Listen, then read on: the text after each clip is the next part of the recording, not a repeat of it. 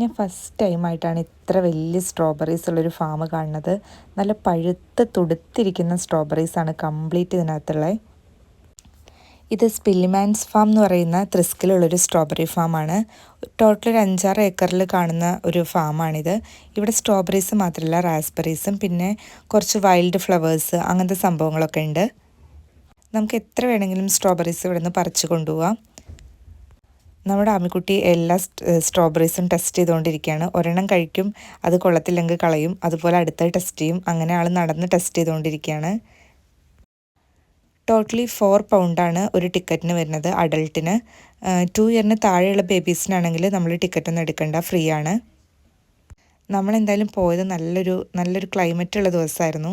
അതുകൊണ്ട് തന്നെ അധികം വെയിലും ഇല്ല, തണുപ്പും ഇല്ല. നമുക്ക് ഒരുപാട് സ്ട്രോബെറീസ് നല്ല എൻജോയ് ചെയ്തിട്ട് പറിക്കാൻ പറ്റി.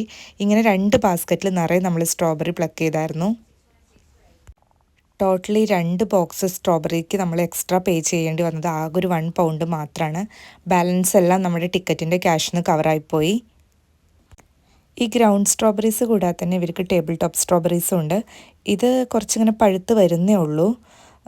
ഈ വാട്ടർ ഫീഡൊക്കെ ഇവരിത് കൊടുത്തുകൊണ്ടിരിക്കുന്നുണ്ട്.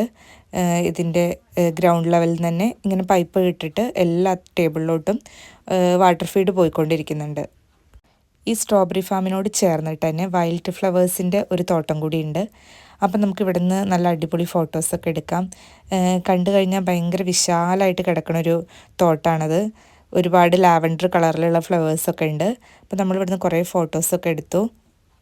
അങ്ങനെ ഒരുപാട് ഫോട്ടോസൊക്കെ എടുത്ത് സ്ട്രോബെറീസൊക്കെ കഴിച്ച് നമ്മൾ നേരെ കഫേയിലോട്ട് വിട്ടു.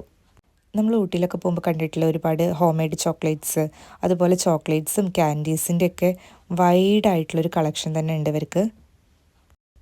ചോക്ലേറ്റ്സ് മാത്രമല്ല കേട്ടോ, കുക്കീസും ബിസ്ക്കറ്റ്സും അതുകൂടാതെ തന്നെ പല ടൈപ്പിലുള്ള ക്രാക്കേഴ്സ്, പിന്നെ സ്പ്രെഡ്സ്, വൈന്, അങ്ങനെ ഒരുപാട് സംഭവങ്ങളുണ്ട് ഈ കഫേയിൽ.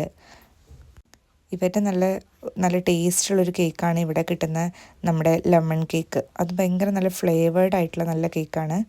പിന്നെ ഇവർക്ക് കുറച്ച് ഐസ്ക്രീംസ് ഉണ്ട്.